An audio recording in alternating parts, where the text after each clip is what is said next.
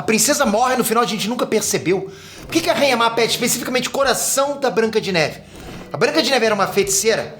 A Rainha Má matou o pai da Branca de Neve? O príncipe ia se casar com a Rainha Má? Ó, vem que as teorias desse vídeo vão fazer você mudar sua compreensão de Branca de Neve pra sempre.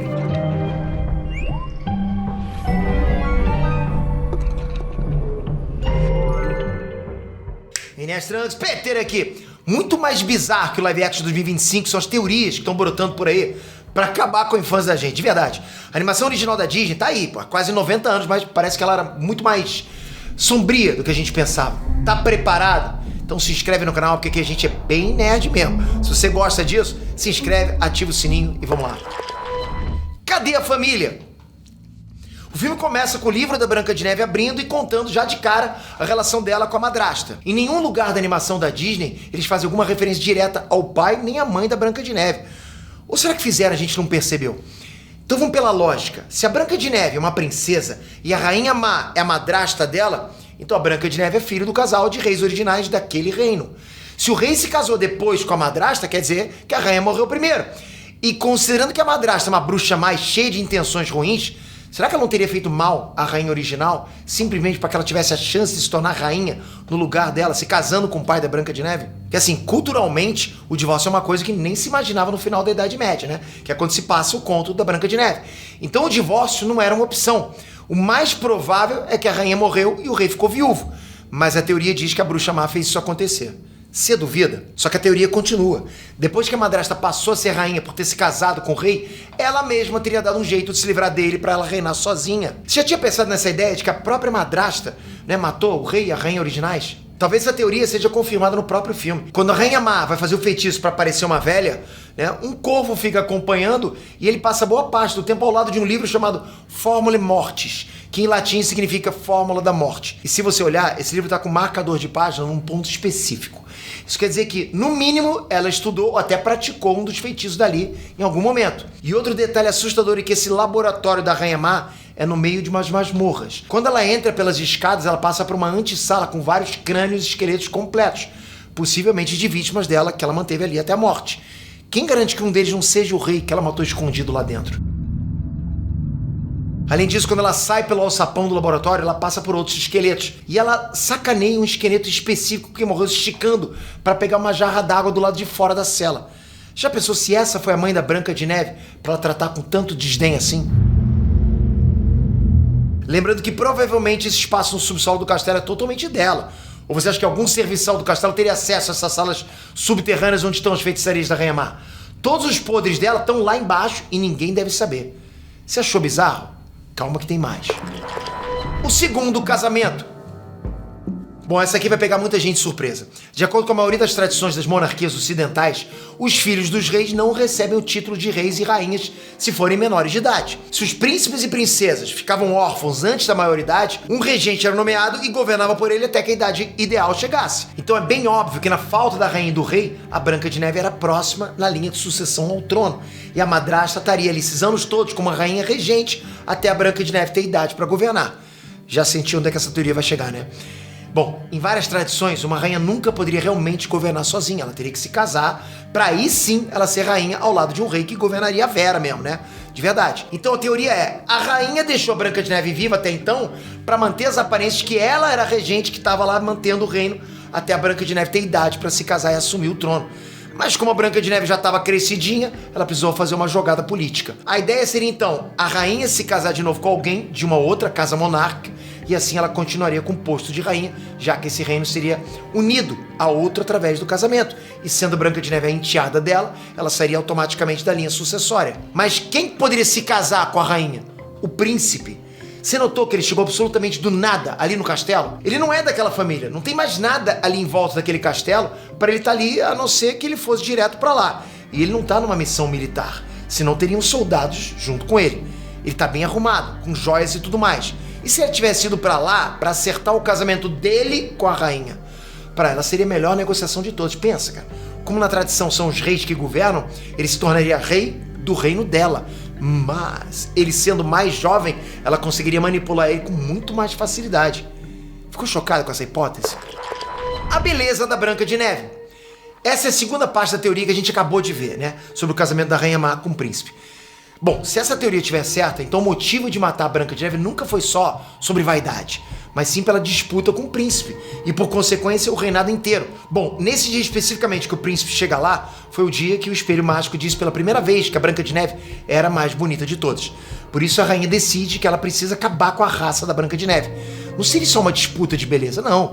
Se a Branca de Neve estava no ponto de ser a mais bonita de todas, o príncipe poderia se encantar por ela e desfazer o suposto acordo de casamento com a rainha, entende? Então não foi só uma disputa de beleza por inveja, foi uma disputa de beleza de olho no casamento arranjado. Essa faz sentido, não faz? O espelho do capiroto.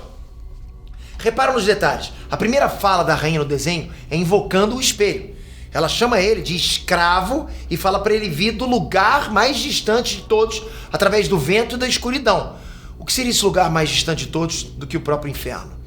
Para piorar, antes do rosto aparecer no espelho, aparece um fogo intenso. E olha bem, ela não pede pro cara do espelho aparecer, ela ordena.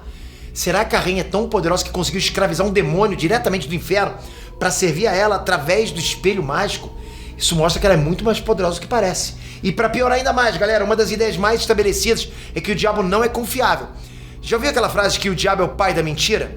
E se o demônio escravizado no espelho mentiu para a rainha só para ver o circo pegar fogo? Como se ele tivesse iludido ela por anos, sabe? Inflando o ego dela, dizendo que ela era mais bela, até que chegasse uma boa oportunidade de dizer que ela não era mais. Já pensou toda a história ter partido de uma jogada ardilosa do capiroto? A Branca de Neve é uma feiticeira? Pois é, essa você não esperava. Já pensou se ela tem poderes que ela nem sabe que tem? Olha só, a voz dela tem alguma coisa que encanta todos ao redor dela. Os animais, o príncipe, os sete anões, repara nisso. Ela fala e todos ficam encantados. Os animais ficam ali perto dela, encantados por ela. As aves, os passarinhos pousam nela. Repara nisso. Sempre que ela fala que quer alguma coisa, o que ela canta, ela consegue o que ela quer. Ela começa o filme dizendo que sonhou com o príncipe e que quer que isso se torne realidade. E pá, tá lá o príncipe doido por ela na mesma hora. Quais as chances disso ser só coincidência? Ainda nessa cena do poço, ela explica para os animais que o jeito de realizar desejos é fazendo o eco repetir o que ela diz. O eco é um fenômeno natural, mas usar a natureza, né, com ações específicas para realizar a própria vontade não é nada mais do que magia. Essa teoria, então, diz que a Branca de Neve deve ter um poder de nascença que ela usa de forma intuitiva, sem saber que está usando, sabe, sem ser proposital. Continuando nessa linha de pensamento, ela não só fala com os animais, ela é compreendida por eles e eles obedecem tudo o que ela pede. Por exemplo, quando ela se perde na floresta, ela pede para os animais levarem ela para algum lugar onde ela possa dormir. E eles levam.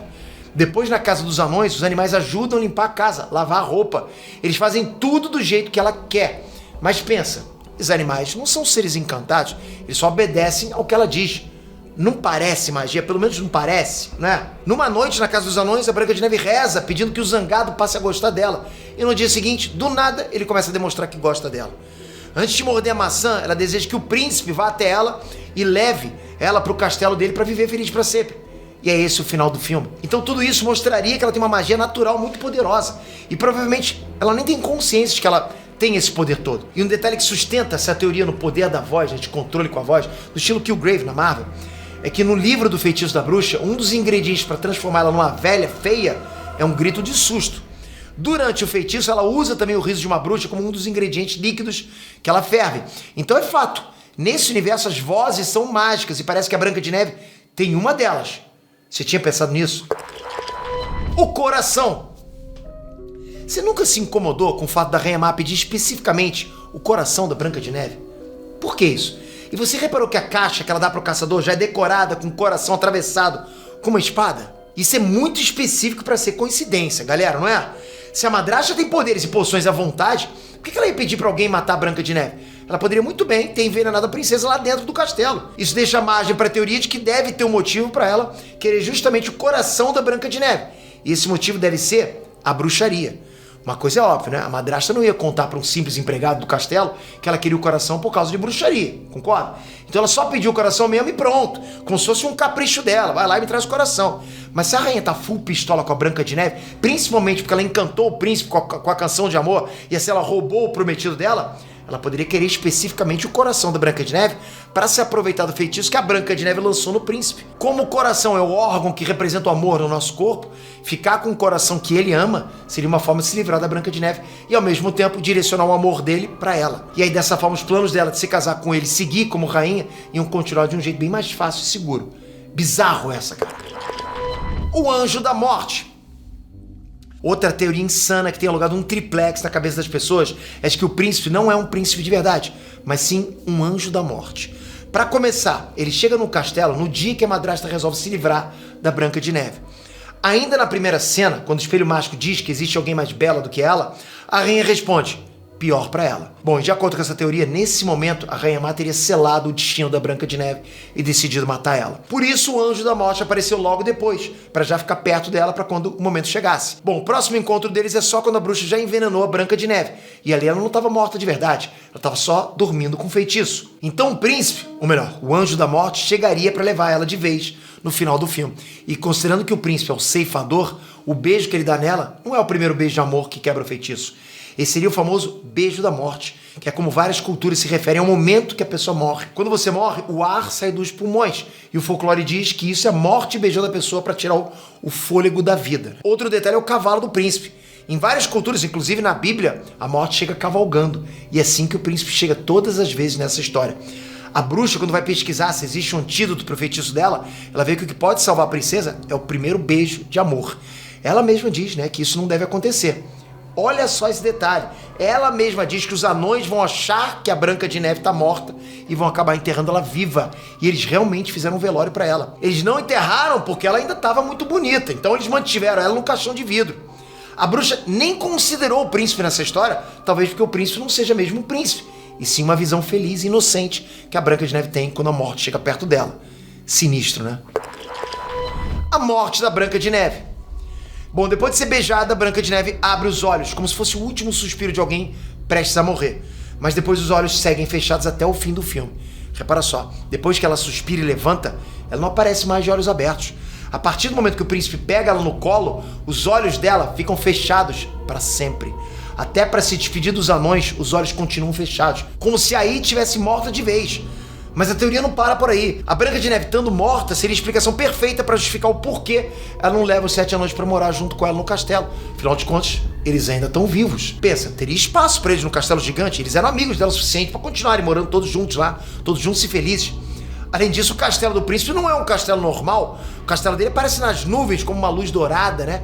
Como se fosse uma espécie de morada celestial, que é para onde as almas vão depois de morrer. E aí, o que você achou dessas teorias? Alguma delas faz sentido pra você? Já comenta aqui embaixo. Qual que você achou mais sinistra na sua opinião? Conhece alguma outra? Comenta também. Mas não sai daqui sem se inscrever no canal, sem estar com a gente. É muito importante pra você ficar ligado no que tá acontecendo no universo nerdístico ou no universo da cultura pop como um todo. Obrigado por isso, obrigado por fazer parte disso. Tamo junto sempre, galera. Valeu! Fui!